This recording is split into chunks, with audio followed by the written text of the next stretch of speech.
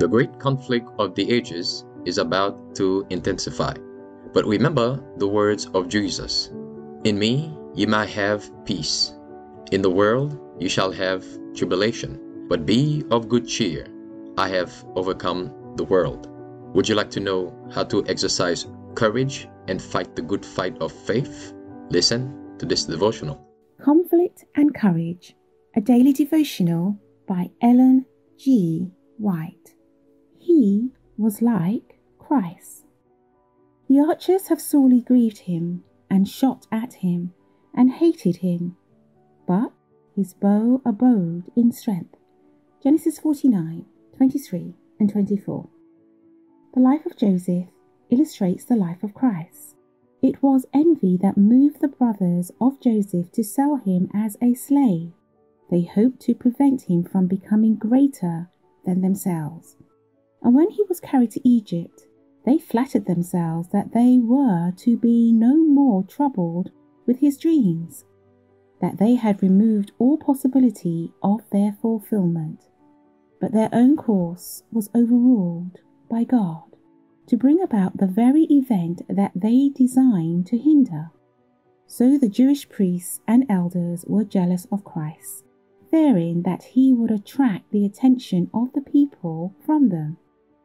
They put him to death to prevent him from becoming king, but they were thus bringing about this very result.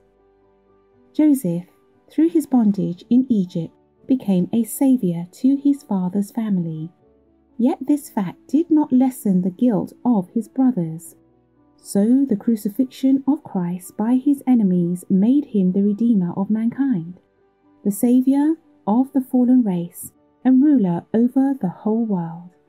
But the crime of his murderers was just as heinous as though God's providential hand had not controlled events for his own glory and for the good of man.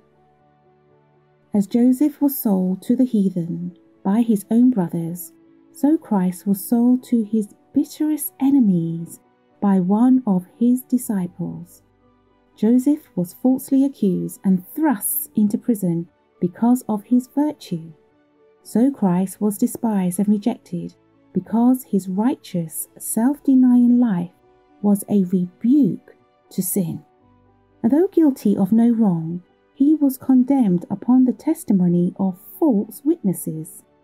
And Joseph, patience and meekness under injustice and oppression, his ready forgiveness and noble benevolence towards his unnatural brothers represents the Saviour's uncomplaining endurance of the malice and abuse of wicked men, and his forgiveness not only of his murderers, but of all who have come to him, confessing their sins and seeking a pardon. He who receives Christ by living faith has a living connection with God. He carries with him the atmosphere of heaven, which is the grace of God, a treasure that the world cannot buy. He who is in living connection with God may be in humble stations, yet his moral worth is as precious as was that of Joseph.